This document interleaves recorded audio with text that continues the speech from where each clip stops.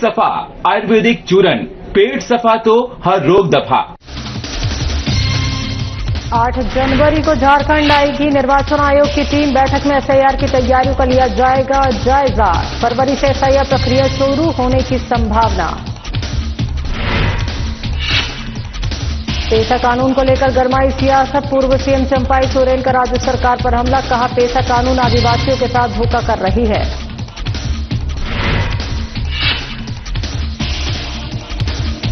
निकाय चुनाव को लेकर जेएमएम और बीजेपी आमने सामने। चुनाव में देरी को लेकर बीजेपी ने जेएमएम को घेरा। नगर निगम कार्यालय के सामने बीजेपी का धरना प्रदर्शन।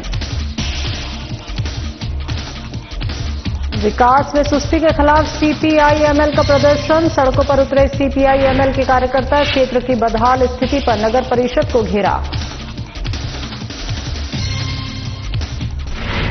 और जेल में बंद आईएएस अधिकारी की जमानत याचिका पर फैसला। झारखंड हाईकोर्ट ने सुनाया फैसला। भूमि की अवैध खरीद बिक्री में शामिल होने का आरोप।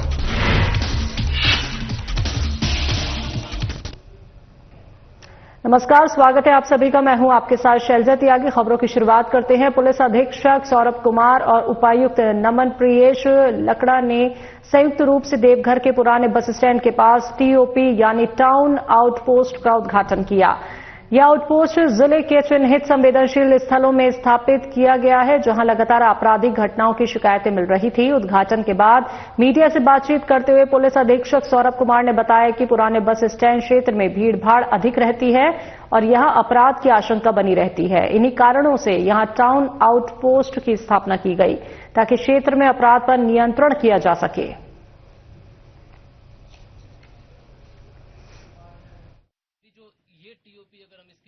ये जो टीओपी का आज यहाँ पे उद्घाटन हो रहा है, और जैसे कि एसपी साहब ने बताया कि कुल ऐसे 6 नए टीओपी ओपीज बने हैं। हम लोग अगर श्रावणी मेला के तर्ज पे देखें तो वहाँ पे हम लोग जितने भी हमारे सेक्टर्स हैं उनको ओपी और टीओपी जो अस्थायी तौर पे हम लोग बनाते हैं, उस तौर पे हम लोग इसको कैटेगराइज करते हैं। तो निश्चित ही पर्यटक जो सावन के अलावा भी साल के जो 10 महीने में आते हैं, सावन और भादों के अलावा, उनको तो इसका लाभ मिलेगा ही। इसमें मैं ये भी बताना चाहूंगा कि जैसे कि एसपी साहब ने बताया कि मानव बल को पर्याप्त संख्या में हमारे पास में जो उपलब्धता रहेगी उसके अनुसार यहाँ पे प्रतिनिधित्व किया जाएगा और आने वाले दिनों में इसको और थोड़ा फुल फ्लेज बनाया जाएगा। राष्ट्रीय सड़क सुरक्षा महीने के तहत कोडरमा जिले के डोमचांच थाना क्षेत्र में बिना रिफ्लेक्टर लगे वाहनों के खिलाफ जागरूकता अभियान चलाया गया। इस दौरान नियमों के अनुपालन के निर्देश दिए गए। और वहीं डीटीओ विजय कुमार सोनी ने डोमचांच अंचल इंस्पेक्टर अरविंद कुमार और थाना प्रभारी अभिमन्यु कुमार के सहयोग से बिना रिफ्लेक्टर के संचालित पाए गए वाहनों में रिफ्लेक्टर लगाए और वाहन चालकों को वाहन पर रेट्रो रिफ्लेक्टिव टेप लगाने की सलाह दी गई। सभी को सुरक्षित परिवहन की जानकारी भी दी गई।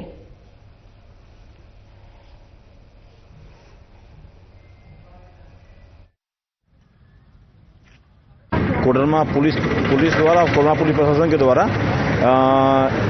जो दुर्घटना हो रही है, दुर्घटना को कम करने के लिए अथक प्रयासरत हैं। इसके लिए हम लोग चेकिंग में लगाते हैं। और आज डीटीओ सर के द्वारा भी जो हम लोग का स्टिकर जो लग रहा है, जो रेड कलर का, व्हाइट कलर का और येलो कलर का, ताकि लोगों उसमें दुर्घटनाएं कम हो।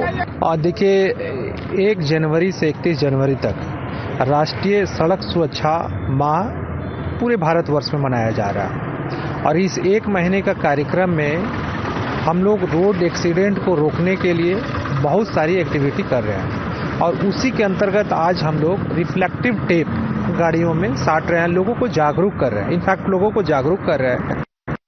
चतरा पुलिस ने कुंदा के गेदरा गांव में हुए चर्चित दोहरे हत्याकांड और जानलेवा हमले की गुत्थी सुलझा ली है। जमीनी विवाद में रची गई हत्या की यह साजिश हमलावरों पर ही भारी पड़ गई।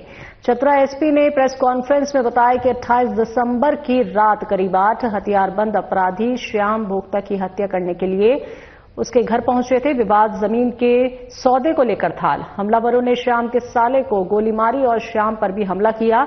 जैसे ही शोर मचा, ग्रामीणों ने मोर्चा संभाल लिया, जिसके बाद भगदड़ में मुख्य साजिशकर्ता देवेंद्र गंछू और चूरामन गंछू की मौके पर ही मौत हो गई। सिमरिया एसडीपीओ के नेतृत्व में गठित एसआईटी ने तुरंत कार्रवाई की और मोहन कुमार को गिरफ्तार कर लिया। मोहन ने ही चूरामन को बुलाया था और वारदात में इस्तेमाल हथियार छुपाए थे। तो पुलिस ने आरोपी के पास से कट्टा, गोली और बाइक बरामद की है। एसपी के अनुसार अन्य फरार आरोपियों की पहचान कर ली गई है। जल्दी उनकी भी गिरफ्तारी हो जाएगी।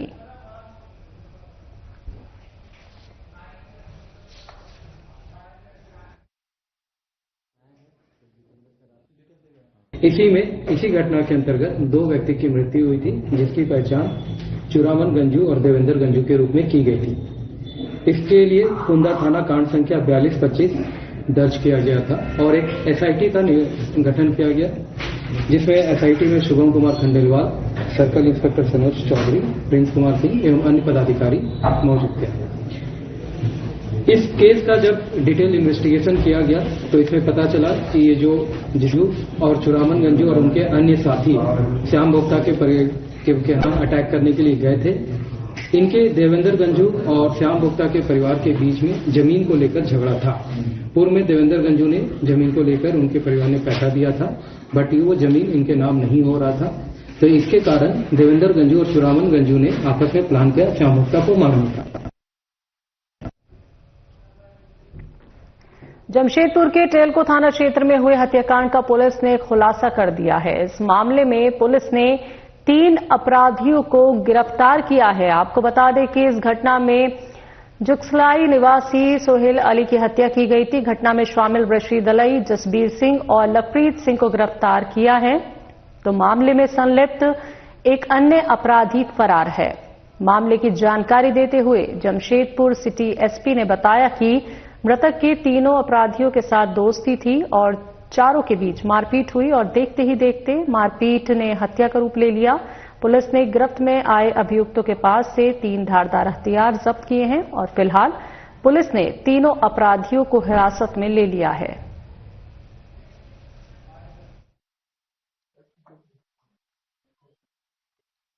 जनवरी 2026 को आपको याद होगा संध्या में खरकई रोड के पास जो स्थित बाउंड्री वॉल है उसके झाड़ियों में एक व्यक्ति सोहेल अली जो कि जुगसलाई के रहने वाले थे, इनका डेड बॉडी मिला था।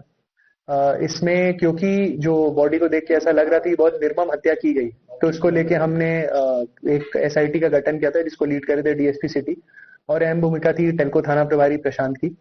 इसमें 24 घंटे के अंदर हमने केस को डिटेक्ट किया और जो 4 इसमें मेन अक्यूज्ड हैं उनमें से 3 को हमने अरेस्ट कर लिया है। इन तीनों के नाम है ऋषि दलाई जो कि बिरसा नगर का रहने वाला है, जसबीर सिंह उर्फ जस्सू ये भी बिरसा नगर जोन नंबर 6 का रहने वाला है और लवप्रीत सिंह गिर ये भी बिरसा नगर जोन नंबर 6 का रहने वाला है। एक अक्यूज्ड इसमें अभी पेंडिंग है जिसके लिए हम लोग रेड्स कर रहे हैं, वी आर श्योर कि उसको भी हम लोग डिटेन करेंगे। बोकारो जिले में चोरी की घटना को अंजाम देने वाला कुख्यात चोर बबलू उर्फ भाटिया को सिटी थाना पुलिस ने गुप्त सूचना के आधार पर न्यायालय के बाहर चोरी की प्लानिंग करते हुए धर दबोचा। बोकारो जिले के विभिन्न थाना क्षेत्र में आरोपी बबलू ने चोरी की घटना को अंजाम दिया था। गिरफ्तार के पास से 1 किलो चांदी, 1 लैपटॉप, ताला तोड़ने वाला लोहा बरामद किया गया।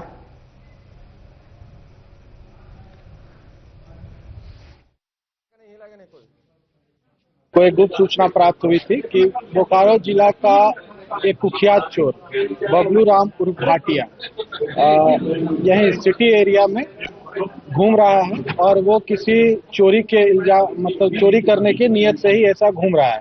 तुरंत जो है सो गश्ती दल, टाइगर मोबाइल इन सबों को एक्टिव करके तुरंत उधर भेजा गया और उन लोगों के द्वारा त्वरित कार्रवाई करते हुए इसको पकड़ा गया है कोर्ट के पास से। कोर्ट के बाहर से पकड़ा गया बबलू राम उर्फ भाटिया को, जो कि बहुत ही बड़ा कुख्यात चोर है और काफी बड़ी बड़ी घटनाओं का चोरी की घटनाओं को यहाँ पे कारित किया है सिटी एरिया में विशेषकर। और ये जो बबलू राम है उर्फ भाटिया, इनके ऊपर जो है सो पूर्व में भी काफी आपराधिक इतिहास रहा है। खबरों में वक्त एक छोटे से ब्रेक का।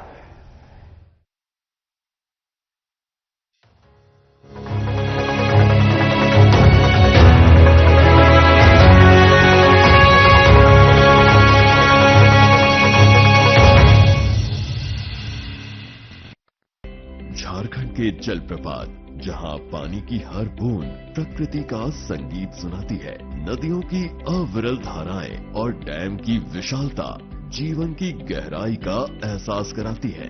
लेकिन खूबसूरती के सफर में एक चूक हादसे में बदल सकती है। झरने के नजदीक न जाएं, पानी के तेज बहाव से दूर रहें, सेल्फी लेते समय सतर्क रहें। बच्चों को सुरक्षित दूरी पर रखें। गीली अथवा फिसलन भरी चट्टानों से दूर रहें। बोटिंग करते समय सुरक्षा जैकेट पहने। नशे का सेवन कर पानी में न जाएं। पर्यटन मित्र आपकी सुरक्षा के लिए है। झारखंड सरकार के सुरक्षा निर्देशों का पालन करें। किसी भी आपात स्थिति में कंट्रोल रूम 100 अथवा 112 से संपर्क करें। सुरक्षा आपकी जिम्मेदारी है। सावधानी बरतें और झारखंड की अद्भुत सुंदरता का आनंद लें।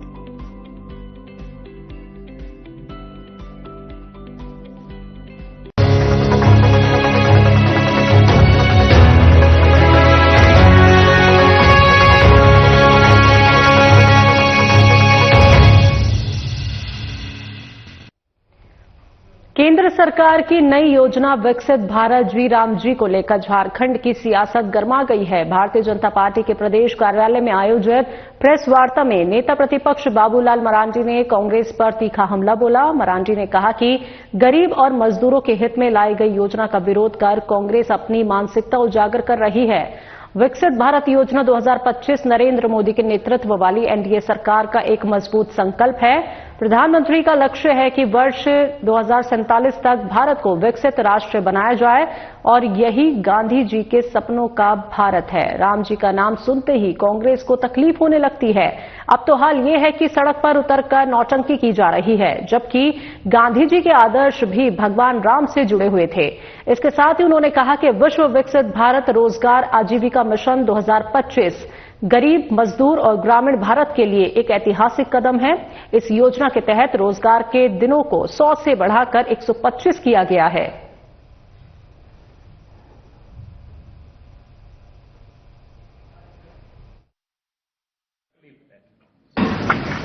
तभी आप सबको बताया कि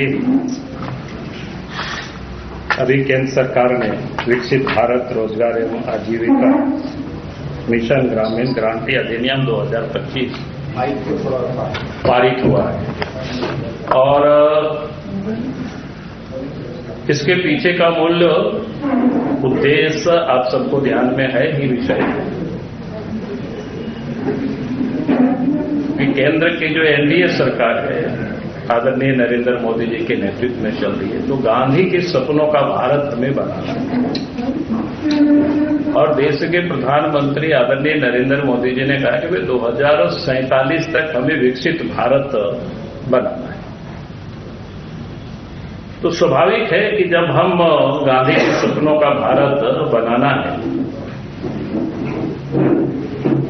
और इसलिए ही इसको बड़ा सोच समझ करके इस नाम को रखा गया है विकसित भारत रोजगार एवं आजीविका मिशन गारंटी अधिनियम 2025। उसी का शॉर्ट फॉर्म में VBG राम जी अधिनियम 2025। अब जिस समय से पता नहीं कि कांग्रेस वालों को क्या होता है कि राम जी का नाम सुन करके उछल पड़ते हैं लोग, और आप तो लोग सड़क पर उछल रहे हैं, नाचने लगे। भाई इन सबको पता होना चाहिए कि भाई गांधी जी के जो आराध्य थे वो भगवान राम थे, और इसलिए गांधी जी ये कहा करते थे कि भाई हमें राम राज लाना। इसलिए मैंने कहा कि भारत के जो प्रधानमंत्री नरेंद्र मोदी जी कि गांधी के सपनों का भारत यानी 2047 तक भारत को विकसित भारत बनाना, इसलिए ये नया कानून लाया गया। अब इससे उन लोगों को परेशान नहीं होना चाहिए, बल्कि उसके उनको स्वागत करनी चाहिए थी। और स्वागत इसलिए कि आप सबको ध्यान में है कि पहले 100 दिनों का ही रोजगार था। 100 दिनों में कितना मिलता था वो आप सबको अच्छी तरह से पता है। अब 100 दिन के जगह पर उसको 125 दिन कर दिया गया, और उसमें भी कानूनी रूप से उसकी मजबूती ये भी दी गई कि अगर काम नहीं मिलेगा तो फिर उनको भत्ता भी मिलेगा।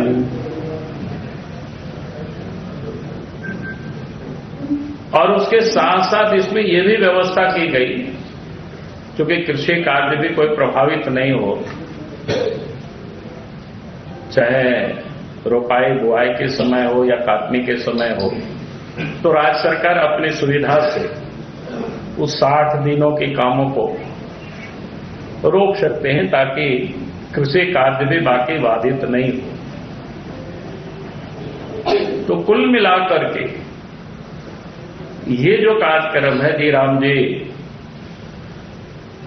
जो योजना है, जो कार्यक्रम है, हम सबको पता है कि उससे पहले कि आप सब भी पता करते हो, अभी भी आप खोजेंगे कि 2005 से लेकर के 2019 तक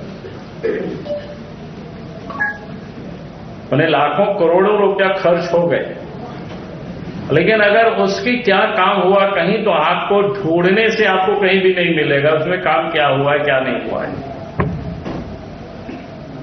आप सब भी, क्योंकि लोकतंत्र के चौथे स्तंभ हैं, अभी आप सबको कहा जाए कि भाई थोड़ा जा करके घूम करके देखो, ढूंढ करके कि भाई इसमें से क्या काम हुआ, तो आप बता नहीं सकते, दिखा नहीं सकते। हाँ, एक चीज जरूर आप दिखा सकते हैं, आपके ध्यान में आएगा कि किस प्रकार से झारखंड में उपयोग हुआ है, उसका जीता जाता उदाहरण है मनरेगा के घोटाला में। यहां एक सीनियर आईएएस अफसर, जो अपने जमाने में लोग बोलते हैं कि बड़ी टैलेंट रही है, और मनरेगा घोटाला के कारण ही महीनों तक, या हमको लगता है साल भी शायद पूरा हो गया होगा, वो जेल में उनको रहना पड़ा था। मुझे नहीं लगता है कि नाम बताने की जरूरत है, आप सबको पता है। यानी कहने का अर्थ है कि ये जो मनरेगा था, एक प्रकार से अफसरों के लिए एक चारागाह बन गया था और लूटने का एक प्रकार से जरिया बन गया था। झारखंड जैसे राज्य में हम सब लोग गांव से आते हैं, जब बात करते थे, चर्चा करते थे, तो सर्वत्र लोग कहते थे कि भाई 40% इसमें से कमीशनखोरी होती है। अब ये समझ में नहीं आता है कि भाई 40% आखिर इसमें से कमीशन क्यों खोरी होती है, कैसे होती है, वो उसको हम यहाँ नहीं जाना चाहते। आप सब लोग उसको जाकर के फील्ड पर भी उसका आकलन कर सकते हो। और इसलिए लंबी समय से ये चलते आ रहे करप्शन को ध्यान में रख करके भारत सरकार ने जो कानून बनाए हैं कि भाई आप हमें इसको यूं ही खाने पकाने वाला नहीं, बल्कि यानी एसेट भी इससे क्रिएट हो, यानी इसको हम देख सकते हैं, इसलिए इसको डिजिटलाइज भी इसको किया जाएगा। और वास्तव में मजदूरों को भी पैसा मिले, उसके लिए भी इसमें से प्रावधान किया गया है, जो बायोमेट्रिक सिस्टम, ताकि लोग जहां काम करेंगे तो वहां बायोमेट्रिक सिस्टम, उसमें जगह बाकी वगैरह जो होता है ना, समय वगैरह सब कुछ अंकित होता है, ताकि वास्तव में जो गरीब है, जो जरूरतमंद है, उनको काम भी मिले, और काम हो उसमें से एसेट भी क्रिएट हो। जहां पर इतनी अच्छी व्यवस्था करने के बाद अब ये लोग है तौबा कर रहे हैं, उछल कूद कर रहे हैं। उछल कूद करने का एक ही कारण है, जो मैंने कहा कि यहां जिस प्रकार से लूट खसोट मची हुई थी। आपने देखा होगा कि यहां पर एक सचिव कई महीनों तक जेल में रही इस मनरेगा घोटालों में। अब उनको लग रहा है जब एसेट क्रिएट होंगे, बायोमेट्रिक सिस्टम होगा, तब फिर जो सत्ता में बैठे हुए लोग जो लूट रहे थे, वो लूटने की उनको अब छूट नहीं मिल पाएगी। अब इसलिए इन लोगों को आपत्ति है। और जिस बात की लोग बोल रहे हैं कि भाई ये 60-40 इसलिए है इन राज्यों में कि भाई आप उसकी अकाउंटेबिलिटी भी राज्य की होनी चाहिए। क्या खबरों में वक्त एक और छोटे से ब्रेक का।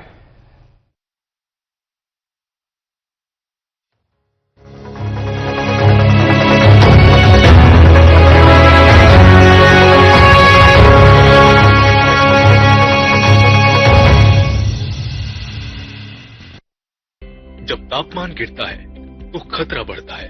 शीतलहरी में जरा सी लापरवाही भारी पड़ सकती है। ठंड शरीर को नहीं सीधे जिंदगी को जकड़ लेती है, लेकिन बचाव में ही सुरक्षा है। घर से बाहर निकलते समय गर्म कपड़े, टोपी, मफलर और दस्ताने जरूर पहने। बुजुर्ग, बच्चे, गर्भवती महिलाएं और बीमार लोग शीतलहरी में सबसे ज्यादा संवेदनशील होते हैं। उनका विशेष ध्यान रखें। अत्यधिक ठंड में बाहर निकलने से बचें। शरीर को गर्म रखें। गर्म तरल पदार्थ का सेवन करें। जरूरतमंद लोगों के लिए सरकार द्वारा शेल्टर होम एवं अलाव की व्यवस्था की गई है, उनका उपयोग करें। शीतलहर के दौरान टीवी, रेडियो, अखबार और मोबाइल पर दी जा रही जानकारी से अवगत रहें। किसी भी आपात स्थिति में कंट्रोल रूम 100 अथवा 112 से संपर्क करें। सावधानी ही सुरक्षा है। शीतलहरी से सतर्क रहें, सुरक्षित रहें।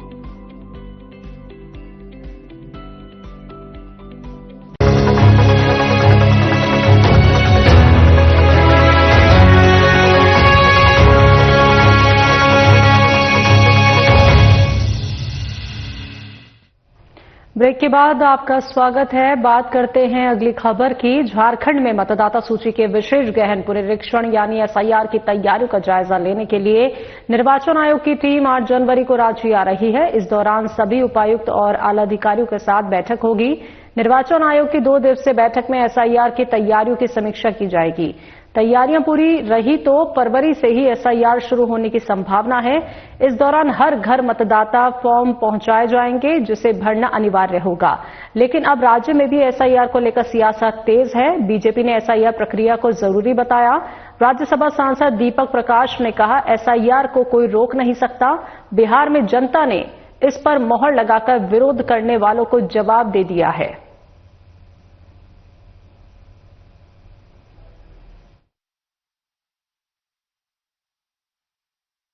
जनता पार्टी झारखंड प्रदेश के तत्वाधान में पूरे प्रदेश में नगर निकाय के चुनाव के लिए चुनाव जल्द हो, ईवीएम मशीन के द्वारा हो, दलीय आधार पर हो, इसका 5 जन संघर्ष का फूंका जा चुका है। अब वो खैर नहीं है, सत्ताधारी दलों का खैर नहीं है। और अगर लोकतंत्र की इज्जत करते हैं तो लोकतांत्रिक मूल्यों की रक्षा करना चाहते तो अविलंब चुनाव कराएं। तो गुलाम करेंगे आप लोग?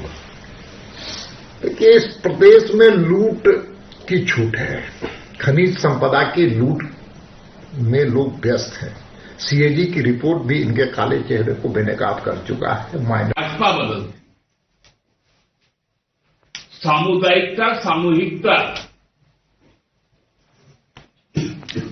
और ग्राम कानून, ग्राम सभा, ये कभी नहीं बदलता है।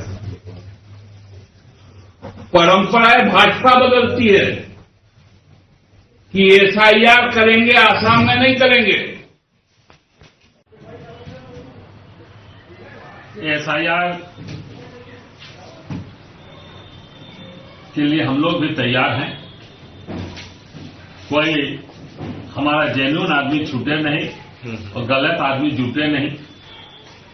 और जो यहाँ के नागरिक हैं बराबर जो मताधिकार का प्रयोग करते हैं, संवैधानिक जिनका अपना अधिकार है, वह किसी तरह दांव पेंच में भाजपा के इशारे पर काटने का काम नहीं करे। जैसे आपका बिहार में हुआ और कई स्टेटों में इस तरह की बातें हुई है। हम लोग उसका विरोध करेंगे और हमारे उसके लिए बीएलए सब जगह तैयार रहेंगे। हम लोगों ने अधिकतर बूथों में बीएलए चयन किया है और फार्म करीब 3000 से ज्यादा हम लोगों ने बीएलए 2 फॉर्म भर के रिटर्निंग अफसर के पास जमा किया है और मोटा मोटी और 1 सप्ताह के अंदर यह संख्या और बढ़ेगी। तो हम लोग उसके लिए काफी सतर्क हैं और निश्चित रूप से हमारे बीएलए मास्टर ट्रेनर का भी हम लोग का ट्रेनिंग 15, 16, 17 होने जा रहा है, जो प्रखंडों में जाकर हमारे बीएलए को प्रशिक्षित करेंगे कि उनको क्या करना है एसआईआर के दरमियान में। इसलिए हम लोग पूरी तरह झारखंड प्रदेश मुक्त हुई इसके लिए सचेत है। हजारीबाग जिले के डीसी रहते हुए भूमि की अवैध ढंग से खरीद बिक्री में शामिल होने के आरोपों में जेल में बंद आईएएस अधिकारी विनय चौबे की जमानत याचिका पर झारखंड हाईकोर्ट ने फैसला सुना दिया है। सुनवाई के दौरान एसीबी और विनय चौबे की ओर से बहस और दलीलें सुनने के बाद कोर्ट ने अपना फैसला सुरक्षित रख लिया था। कोर्ट ने विनय चौबे की जमानत याचिका खारिज करते हुए उन्हें बेल देने से इनकार कर दिया है। हाईकोर्ट के न्यायाधीश जस्टिस संजय कुमार द्विवेदी की कोर्ट में इस मामले को लेकर सुनवाई चल रही है।